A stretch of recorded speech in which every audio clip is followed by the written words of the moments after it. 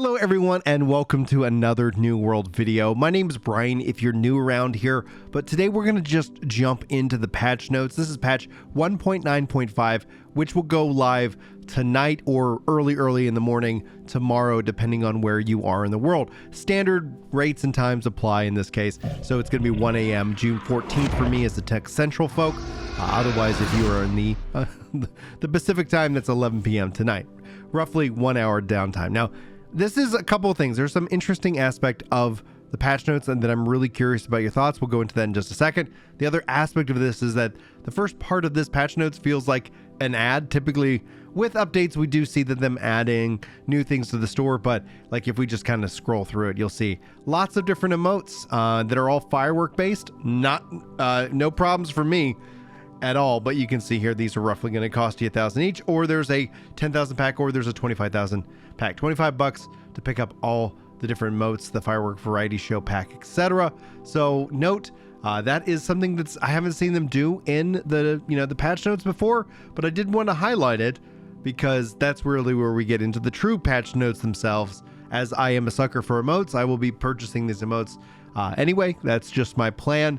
And but anyway, I'm not. I don't want to. I'm curious as to your thoughts about the new emotes. You can sound off in the comments if you want. All right, the big change: Brimstone Sands is no longer locked out from players, so players of any level can actually travel to Brimstone Sands without dying to the sun. I think this is interesting. Obviously, the Brimstone Sands is going to be challenging enough itself. I'm glad that they're going with this change.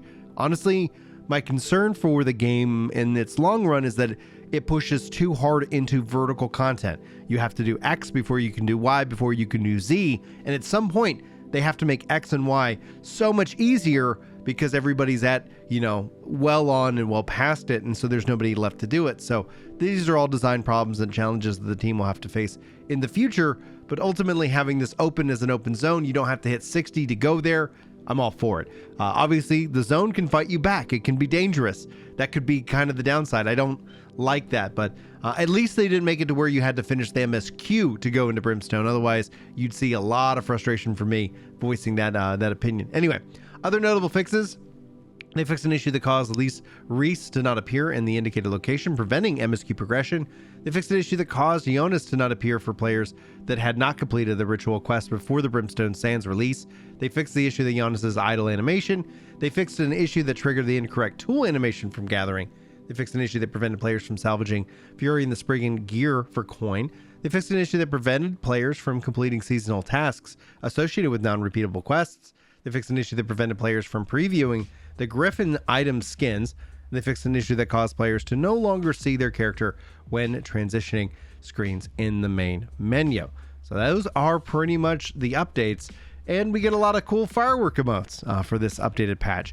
We are less, here it says at least season 1 is roughly rounding down here in the next 22-ish days. So we're getting ready to dive into season 2 itself. I think if I said season 2 at the start, we're almost to season 2. We're wrapping up season 1. And then we have the question of where is kind of more of the expansion news. I thought they might take the Summer Games Fest to do so, but they focused in on Throne of Liberty. I'm not going to judge them for it, but needless to say, I'm eagerly awaiting more expansion news and information. Yeah, some cool stuff is rolling out in the PTR this week, so we'll keep testing it, keep playing around with it, and keep you guys up to date on all that's going on. Short, simple, sweet patch notes, no balance adjustments.